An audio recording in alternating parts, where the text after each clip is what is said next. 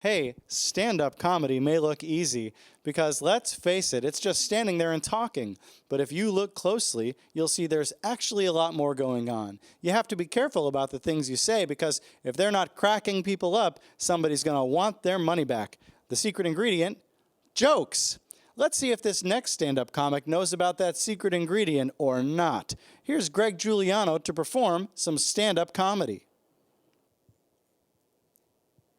I was in the produce section of a grocery store, the kosher section, when I had a moment of true wisdom. I was approaching the onion section and thought, an onion is a Jekyll and Hyde vegetable. It can make you cry, or if you dip it in a nice light batter and fry it, the onion will make you smile with delight. It's the sadness and joy vegetable. It's a weird vegetable. Like people, there are different colors of onions. You got your yellow, white, red. The bad thing is that we impose our social values on onions. We segregate the onions by color in the produce sections. You have the white onions in the nice section, the red onions are banished to their spot, and the yellow onions are in the middle. Onions are the Mr. or Mrs. Everything vegetable. Onions can go with breakfast, lunch, dinner, or just a snack. Because they fit in anywhere, they are truly weird.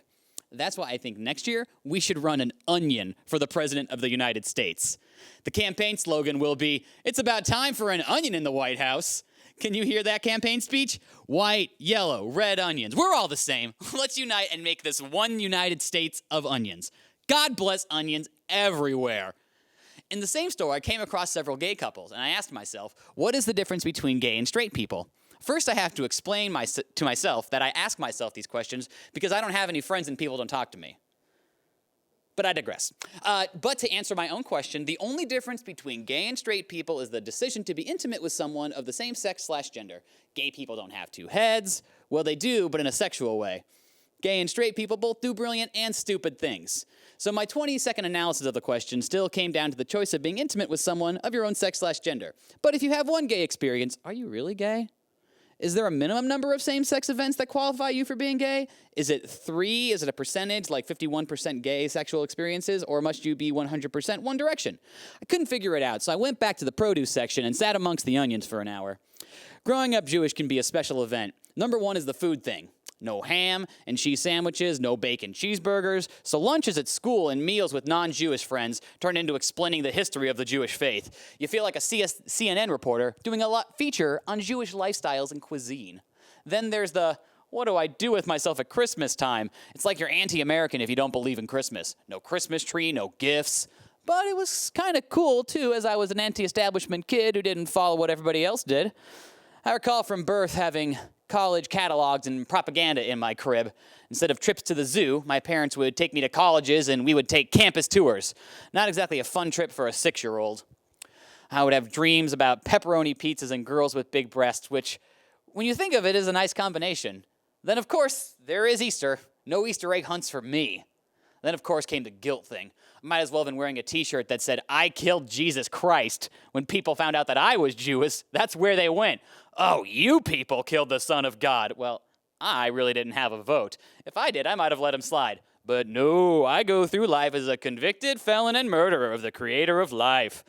It's especially hard having to screen girls to find one who's Jewish, but it saved me a lot of drama with my mom if they were not Jewish.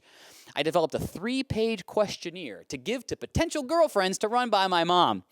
My mom would always trick the girls by making up Jewish food and asking the girls how they liked it. The most fun I had at home was Passover celebration. The wine would flow easily all night. It was like a party, but with a more serious theme. Folks got carried away a little due to the wine. It got so crazy that Mom served grape juice the next year. Well, that's my time. If you want to have a wild time later, I'm going out with some gay friends after the show. We're going shopping for onions at the local 24-hour store at midnight. Feel free to join us.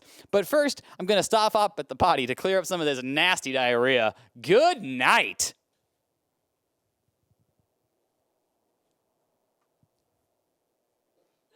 Greg, that was fantastic. Come on over. Thanks for being on Steve Gadlin Star Makers. Thank you so much, Steve. It's always a pleasure to be here. As an upcoming comic, it must feel special to be standing at the intersection of Hollywood and/or Broadway. Yeah, it's really inspiring. Just being near the sign kind of put some butterflies in my stomach. Butterflies. I'd love to hear some jokes and sketches about butterflies. Maybe next time when you do your act. Yeah. I've got a lot of good jokes about butterflies. Great. Thanks so much for being on Steve Gadlin Star Makers, Greg. We'll be right back. Hi, I'm Steve Gadlin, the host of Steve Gadlin Star Makers. Thanks so much for watching our video. For more of tomorrow's stars of Hollywood and/or Broadway, click on my face to subscribe to our YouTube channel. I hope to see you again.